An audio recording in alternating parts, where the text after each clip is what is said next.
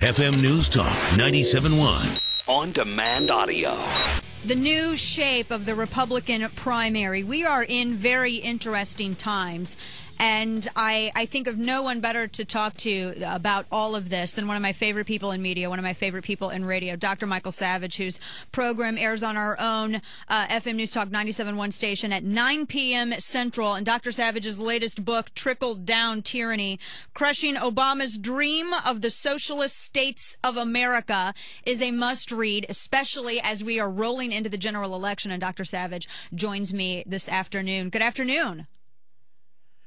Dana, I thought you forgot me. I hadn't heard from you for years. I could never forget you. I talk to Beowulf quite frequently, but I could never forget you. You're cheating on me behind my back with my producer. I need to talk to you more, not Beowulf. But no, I'm so glad that you're on with me this afternoon, and it's a pleasure to have you. And I have to say, you gave me my first shot at guest hosting on a national program, so you were the great. Well, and I so appreciate the opportunity. This book that I started this book a few nights ago, the day that I got it, and it's a must-read book because this is we're not just facing changing the United States and changing the DNA of this country, but we're also kind of looking at whether or not we're going to be changing the DNA of conservatism in the Republican primary. After we had Santorum leave the race yesterday, and now it looks as though Romney is going to be the nominee. You and I have always been on the same page with this, and I'm not quite sure yet who I think he is either. But at the same time, I agree with what you say that you're going to support a Republican nominee just because of national security and other reasons. What do you tell right, people? Absolutely. Yeah. No, I mean, let's look.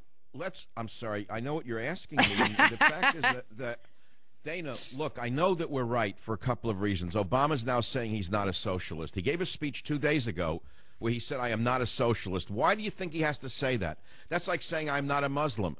Now, I have nothing against Muslims because 99% of Muslim people want the same things we do, which is to be left alone and raise their family. So he was living in a madrasas. He was raised as a Muslim. His dad was a Muslim from Kenya. Nothing wrong with any of that. So why would he say he was never a Muslim? Now he's saying he's not a socialist when all of his friends were socialists. Right. All of his policies are socialist. So the question is, does America want to go by the way of the Soviet Union or some other socialist model? Everything that Obama is trying to introduce in this country was tried and failed. Even Europe is moving away from it. You can call it communism, Marxism, Leninism, socialism, collectivism. You can call it whatever you like. But if we don't wake up to the reality of the situation we face in another 4 years of administration, of the takeover of our country by agents of the very enemy that this nation has been fighting for more than a half a century. And the fact of the matter is, although Romney is a liberal Republican, on several issues alone he is worth supporting, and those are national security and on taxation. You know that 50% of Americans pay no taxes, and you know that very same 50% of the non-tax-paying Americans want taxes raised on those of us who do pay taxes. That is demagoguery. You know that, Dana. Yeah. And I look too at what we would be giving up if, say, we lost this election coming up. If we lose and Barack Obama remains in the White House, if we have a Democrat-controlled Senate, if heaven forbid we lose the House, we're looking at a possible Supreme Court nomination, the Fairness Doctrine, Obamacare. I mean, there's so many things on the table that I think, because and I'm sure you've gotten a ton of mail about this, just people who feel discouraged, they feel dispirited, as though they want to take their ball and go home because now it looks as though Mitt Romney's the nominee. But, if people read your book and they see everything that's at stake, there's a lot more at stake. What good is a party if you don't have a country? I mean, that's what it comes down to. I don't know what your audience consists of. I would assume, like most audiences, there are mixtures of conservatives, moderates, independents, undecided, and even liberals who like you because they like your mind. So I will speak to those who don't really know who I am, don't know the book Trickle Down Tyranny, and let me ask them a question. We live in a country where poverty is rewarded, yes or no? We live with an administration where success is punished, yes or no? Do we live with an administration who punishes our allies like Israel while praising our enemies? Do we live in a country where the administration uses the military as a pawn while cutting their budgets? Do we live in a country where the border has descended into chaos? Do we live in a country where corporations and cronies make off with all the wealth? The answer is, of course. Well, welcome to Obama, and welcome to the nation of Obama, and welcome to the fact that this is right out of the playbook of not only Saul Alinsky, but the socialist states of America, which I fear in my core. And that's why I wrote Trickle Down Tyranny. It's my last nonfiction book. It's the only book I ever have to write again, because if I don't win, meaning if Obama wins again, we're finished. I don't even think books like this will ever be published again, Dana. I'm telling you exactly what I think. Oh, yeah. I think talk radio will be crushed. I think publishers will run away from any book that criticizes the administration. And I think that the world we live in will not be the world that we grew up in. And that's why I say we have to understand what's at stake. This is not just Democrat, Republican. This is not just another election. This is a man who is, by admission, self-admission, said he's a transformationalist. He wants to transform America. What about it? What about America does he want to transform? What does he hate about America? Right. What exactly was wrong with the Bill of Rights? What was wrong with the U.S. Constitution? What was wrong with America that he wants to transform it so badly? That's the question, and these are the questions that Romney will not ask Mr. Obama.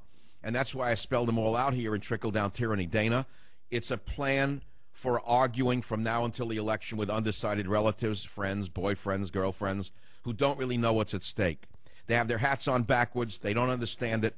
And then they're being told that Romney's a bad guy because he's rich. Like, that's a crime unto itself. Yeah, being able to accomplish the American dream is what made America great. Now people are being punished for it. And you mentioned Alinsky, and in your book, I think it's chapter 5. You actually get into playing offense, and that's something that Republicans have been horrible at playing offense and not being reactionary. And I genuinely worry going into the general election that Republicans are going to continue fighting lying down. This is a problem. You've talked about it. You mention it in your book. Changing that mindset, though.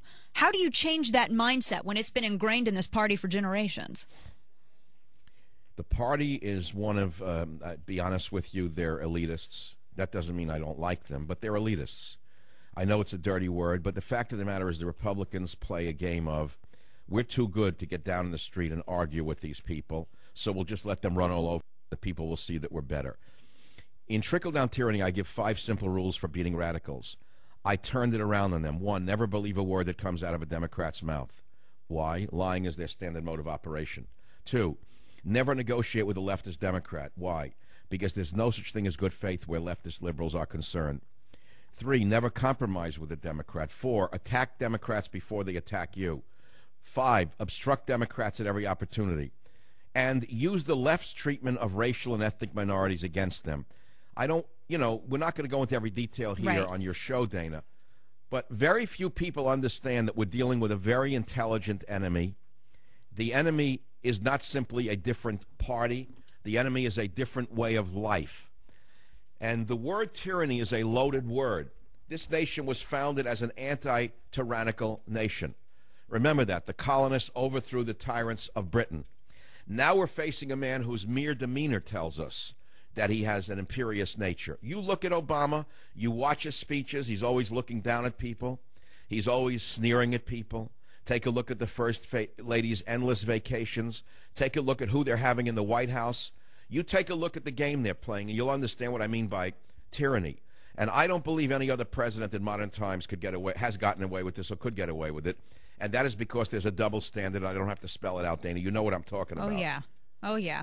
A definite double standard. Well, this book, Trickle Down Tyranny, Crushing Obama's Dream of the Socialist States of America, this is a great book, and I'm so glad that you wrote it. And as you said, this is going to be the last book of this sort that you write. You really don't need to write another one after that. This is a really good guide, no. and I so appreciate it. I have a feeling that it, you know why? I may have to go into hiding if Obama wins again. Yes, you will. I'll have to find out where Mr. Zimmerman is hiding, and I'll look into the same area. You'll go there.